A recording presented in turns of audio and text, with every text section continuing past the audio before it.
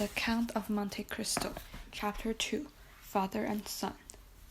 We will leave Danglars struggling with the feeling of hatred and endeavoring to insinuate in the ear of the ship owner some evil suspicions against his comrade, and follow Dante, who, after having traversed the Cannebière, took the Rue de Nouailles, and entering into a small house situated on the left side of the Allée de Meilhan, rapidly ascended 4 stories of a dark staircase, holding the baluster in one hand, whilst with the other he repressed the beatings of his heart, and paused before a half-open door, which revealed all the interior of a small apartment.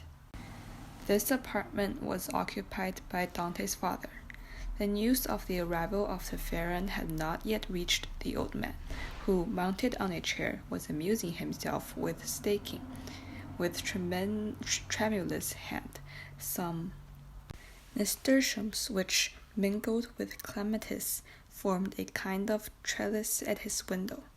Suddenly he felt an arm thrown round his body, and a well-known voice behind him exclaimed, "Father, dear father!" The old man uttered a cry and turned around. Then, seeing his son, he fell into his arms, pale and trembling. "What ails you, my dearest father?" inquired the young man, much alarmed. "Are you ill?" No, my dear Edmond. My boy, my son, no. But I did not expect you, and joy, the surprise of seeing you so suddenly. I really seem as if I were going to die. Come, cheer up, my dear father. 'Tis really I. They say joy never hurts, and I so come to you without any warning. Come now, look cheerfully at me, instead of gazing as you do with your eyes so wide. Here I am back again, and we will now be happy. Yes, my boy, so we will, replied the old man. But how shall we be happy? Will you never leave me again? Come, tell me all the good fortune that has befallen you. God forgive me, said the young man, for rejoicing and happiness derived from the grief of others. But heaven knows, I did not desire this good fortune. It has happened, and I really cannot affect to lament it. The good captain Leclerc is dead, father, and it is probable that, with the aid of Monsieur Morel, I shall have his place. Do you understand, father? Only imagine me a captain at 20, with 100 louis pay, and a share in the profits. Is this not more than a poor sailor like me could ever hoped for? Yes, my dear boy, replied the old man. It is great fortune. Well then, with the first money I touch, I mean you to have a small house, with a garden to plant your clematis, your nasturtium, and your honeysuckles. But what ails you, father? Are you not well? 'Tis nothing. It will soon pass away. As he said so, the old man's strength failed him, and he fell backward. Come, said the young man. A glass of wine, father, will revive you. Where do you keep your wine? No, thank ye. You need not to look for it. I do not want it, said the old man. Yes, father, tell me where it is. And he opened 2 or 3 cupboards. It is no use, said the old man. There is no more wine. What? No more wine? Said Dante, turning pale and looking alternatively at the hollow and pallid cheeks of the old man and the empty cupboards. What? No wine? Have you wanted money, father? I want nothing since I see you, said the old man. Yes, stammered Dante, wiping the perspiration from his brow. Yet I gave you 200 francs when I left, 3 months ago. Yes, Edmond, that is true, but you forgot at that time a little debt to our neighbor, Caterous. He reminded me of it, telling me if I did not pay for you, he would go and get paid by Monsieur Morel. And so, you see, lest he might do you an inquiry. Why, I paid him. But cried Dante. It was 140 francs I owed Caderousse. Yes, stammered the old man. And you paid him out of the 200 francs I left you? The old man made a sign in the affirmative. So that you have lived for 3 months on 60 francs, muttered the young man. You know how little I require, said the old man. Heaven pardon me, cried Edmond, going on his knees before the old man. What are you doing? You have wounded my very heart. Never mind it, for I see you once more, said the old man. Now all is forgotten, all is well again. Yes, here I am, said the young man, with a happy fortune and a little money. Here, father, here, he said. Take this, take it, and send for something immediately. And he emptied his pockets on the table, whose contents consisted of a dozen pieces of gold, 5 or 6 crowns, and some smaller coin. The countenance of the old Dante brightened. Whom does this belong to? He inquired. To me, to you, to us. Take it, buy some provisions, be happy, and tomorrow we shall have more. Gently, gently, said the old man with a smile, and by your leave I will use your purse moderately, for they would say, if they saw me buy too many things at the time, that I had been obliged to await your return in order to be able to purchase them. Do as you please, but first of all, pray have a servant, father. I will not have you left alone so long. I have some smuggled coffee and most capital tobacco in a small chest in the hold, which you shall have tomorrow. But hush, here comes somebody. 'Tis Caderousse, who has heard of your arrival and no doubt comes to congratulate you on your fortunate return. Ah, lips that say one thing, whilst the heart thinks another, murmured Edmond. But never mind, he is a neighbor who has done us a service on a time, so he's welcome. As Edmond finished his sentence in a low voice, there appeared, framed by the door of the landing, the black and bearded head of Caderousse. He was a man of 25 or 26 years of age, and held in his hand a morsel of cloth, which in his capacity as a tailor he was about to turn into the lining of a coat. What, it is you, Edmond, returned, said he, with a proud Marseillais accent, and a proud grin that displayed his teeth as white as ivory. Yes, as you see, neighbor Caderousse, and ready to be agreeable to you in any and every way, replied Dante, but ill concealing his coldness under this appearance of civility. Thanks, but fortunately I do not want for anything, and it chances that at times there are others who have need of me. Dante made a gesture. I do not allude to you, my boy, no. No, I lent you money, and you returned it. That's like good neighbors, and we're quits. We are never quits with those who oblige us, was Dante's reply. For when we do not owe them money, we owe them gratitude. What's the use of mentioning that? What is done is done. Let us talk of your happy return, my boy. I have gone on a quay to match a piece of mulberry cloth, when I met friend Danglars. What, you at Marseille? Yes, says he. I thought you were at Smyrna. I was, but am now back again. And where is the dear boy, our little Edmond? Why, with his father, no doubt, replied Danglars. And so I came, added Caderousse, so as fast I could to have the pleasure of shaking hands with a friend. Worthy Caderousse, said the old man, he is so much attached to us. Yes, to be sure I am. I love and esteem you, because honest folks are so rare. But it seems you have come back rich, my boy, continued the tailor, looking askance at the handful of gold and silver which Dante had thrown on the table. The young man remarked the greedy glance which shone in the dark eyes of his neighbor. "Ah," he said, negligently, "this money is not mine. I was expressing to my father my fears that he had wanted many things in my absence, and so convinced me he emptied his purse on the table.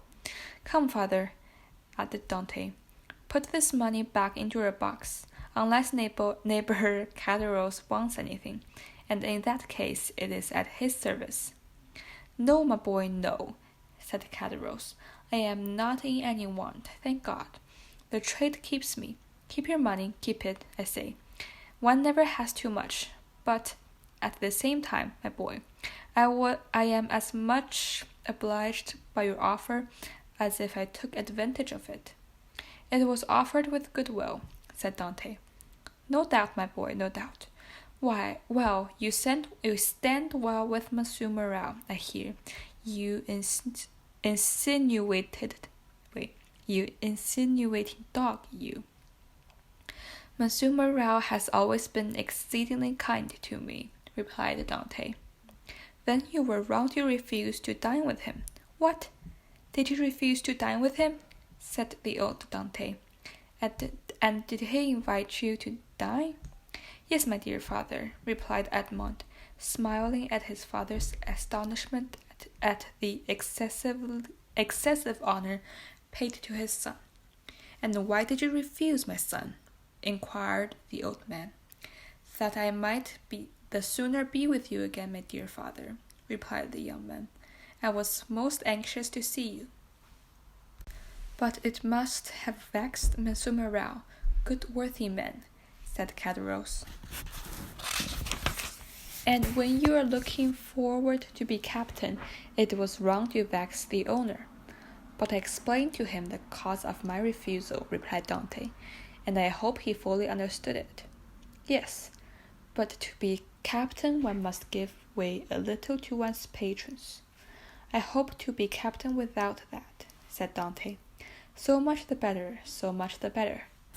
Nothing will give greater pleasure to all your old friends, and I know one down there behind the citadel of Saint Nicholas who will not be sorry to hear it." "Mercedes?" said the old man. "Yes, my dear father, and with your permission, now I have seen you and know you are well and have all you require, I will ask your consent to go and pay a visit to the Catalans." "Go, my dear boy," said old Dante, "and heaven bless you in your wife, as it has blessed me in my son." "His wife?" said Caderousse. "Why, how fast you go on, Father Dante. She is not his wife yet, I fancy." "No, but according to all the probability she soon will be," replied Edmond. Yes, said Caderousse, "but you were right to be in a hurry, my boy." "And why?" "Because Mercedes is a very fine girl, and fine girls never lack lovers. She, particularly, has them by dozens." "Really?" answered Edmond, with a smile which had in it traces of slight uneasiness. "Ah, yes," continued Caderousse, "and capital offers too. But you know you will be captain, and who could refuse you then?" "Meaning to say," replied Dante, with a smile which but ill concealed his trouble, "that if I were not a captain—" said Caderousse, shaking his head. Come, said the sailor, "I have a better opinion than you of women in general, and Mercedes in particular, and I am not certain that, captain or not, she will remain ever faithful to me." So much the better, said Caderousse. "Then, no, when one is going to be married, there's nothing like implicit confidence. But never mind that, my boy, but go and announce your arrival, and let her know all your hopes and prospects." "I will go directly," was Edmond's reply. Then, embracing his father, and saluting Caderousse, he left the apartment. Catarrus lingered for a moment. Then, taking leave of old Dante, he went downstairs to rejoin Danglars, who awaited him at the corner of the Rue Senac. "Well," said Danglars, "did you see him?" "I have just left him," answered Catarrus. "Did he allude to his hope of being captain?" "He spoke of it as a thing already decided." "Patience," said Danglars. "He is in too much hurry, it appears to me." "Why, it seems Monsieur Marat has promised him the thing." "So that he is quite elate about it." "That is to say, he is actually insolent on the matter, has already offered me his patronage, as if he were a grand personage, and proffered me a loan of money, as though he were a banker." "Which you refused?" Most assuredly, although I might easily have accepted it, for it was I who put into his hands the first silver he ever earned. But now Monsieur Dante has no longer any occasion for assistance. He is about to become a captain. "Pooh," said Danglars, "he is not one yet." "Ma foi, and it will be as well he never should be," answered Catarrus, "for, if he should be, there will be really no speaking to him." "If we choose," replied Danglars, he will remain what he is, and perhaps become even less than he is." "What do you mean?" "Nothing.